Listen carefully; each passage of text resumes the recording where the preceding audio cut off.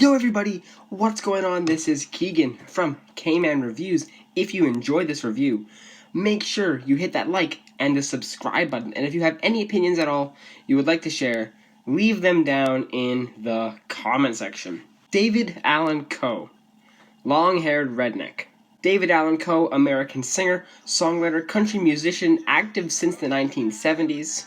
Really finding himself during the outlaw country apex of the late 70s, this album I'm reviewing is his main transition into the genre, Longhaired Redneck, released in 1976.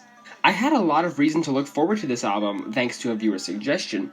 I loved the Waylon Jennings album that I covered that came out around the same time frame, so this just seemed like another album to fall in love with in the genre. So just how much did it do for me? Let's find out as I review it track by track. We'll start off with the singles, with there being two of them. The first one being the opener and the title track, Longhaired Redneck, which really surprised me. It sounds incredibly modern for 1976. The guitar playing is crisp and clean, the drum work sounds fantastic and holds a wonderful groove, and the shakes of the tambourine are a nice virtuous touch to a song like this. Now, David's vocals, which definitely took me some time to warm up to. They're strangely polished for this genre, but still distinctly country at the same time, like he hasn't properly shed the Nashville influence yet. The tempo changes here are also very welcome, and lyrically he's singing about his life, going to prison, getting in fights, and also getting heckled for how he looks. Very fun song, worth a listen. And the second and final single, When She's Got Me, parentheses Where She Wants Me, sticks to the calmer style that I've been accustomed to. This time, however, it does feel a bit different thanks to David's voice and how clean it is, but it does seem to harness the southern flair required for this genre. And that works pretty well.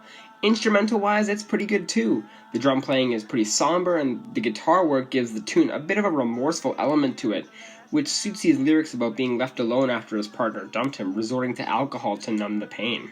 Good song, I enjoy it. Now for the rest of the tracks. Revenge is a rather short 2.5 minutes of a slower cut, and it's pretty solid. The deeper guitar playing feels pretty powerful when paired with David's vocals that really mesh well alongside the female background singers, almost feeling a little bit like gospel. Yet again, the harmonica puts in some extra bonus points for me. I don't think I can really turn my nose up at a harmonica at this point. Lyrically, however, it is pretty melancholic, about falling in love with this girl and this other guy ends up taking her life, so he gets his revenge by taking his and testifying in court. Really not an easy listen here, just proceed with caution if you do listen to it. Texas Lullaby is the longest track here at 4 minutes and 11 seconds, and it's not my favorite. The mixing here is all jumbled up, it just becomes a wall of sound when the background singers come in, and the guitar picks up even louder than before. It's not the most pleasant thing to listen to for 4 minutes, especially at the slower tempo the track is at. But there are some good moments here. David's voice by itself is pretty enjoyable, and even more harmonica shows up, and these lyrics about reminiscing, missing your father in the lullabies he'd sing. Just wish I'd enjoy it more. Pass. Living on the Run is a very mellow tune, and I really enjoyed this one. A big difference here is that David's voice is significantly lower and deeper than any of the previous tracks. While it is a distinct change, it's actually very welcome, as in my opinion it adds to the outlaw aesthetic the album needs to give off. The instrumental also has a nice flavor to it, bringing the country element to life with its fiddle playing, soft guitar work, and rather firm but solid drum playing despite being a little bit muted. Lyrically, it's about living on the run after committing a heinous crime and escaping prison. Great song, I enjoy it. Family Reunion is a little bit of an awkward track. It opens up with this harmonious section with David and his background singers harmonizing a cappella style, and it goes on again later in the track for the same amount of time, with that being just under a minute, really padding out the runtime to 4 minutes. Aside from that, not much else here mixes well. The tempo changes here don't really feel that fluid, and David's vocals for the duration of the tune sound a little bit sleepy as he sings about all these memories with his family, good and bad. Definitely not my favorite here, I'll have to pass on it. Rock and Roll Holiday ironically drops the rock and roll aspects of the previous tracks and boils it down to a tame 2-minute pure country song, and it's pretty solid as well.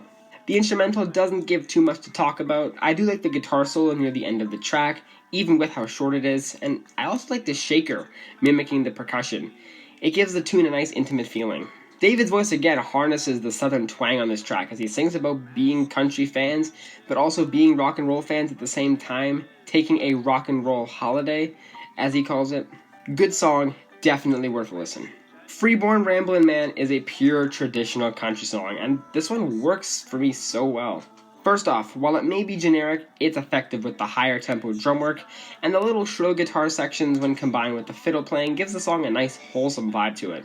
David's vocals are again pretty solid, and paired with the calm, churchy background vocals, everything feels very honest in a tight package. Lyrically, it's just about being a free man, not held back by any rules, traveling the world. Even though it's just barely past 2 minutes, it's a fun listen. Great song.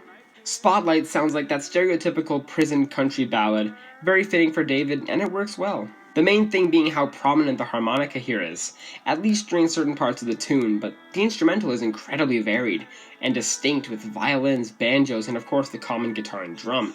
It's unique and it's engaging. David's vocals slowly build up throughout the track, becoming more and more epic and grandiose, a very satisfying progression.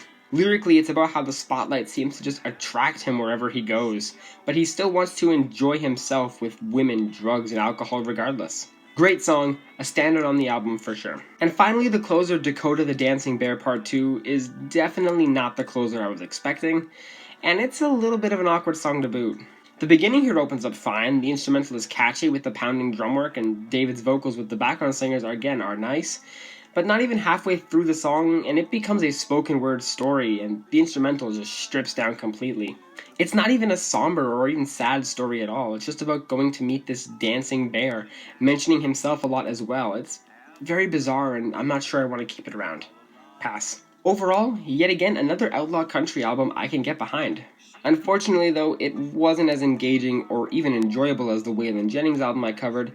David Allan Coe's voice is very clashing with its prim tone, but besides that, this was still pretty solid, and I can see myself returning to a good few tracks here. I'm feeling a 7 out of 10 on this album. Well guys, hope you enjoyed that review. Thank you all so much for watching, and I'll see you in the next one. Peace.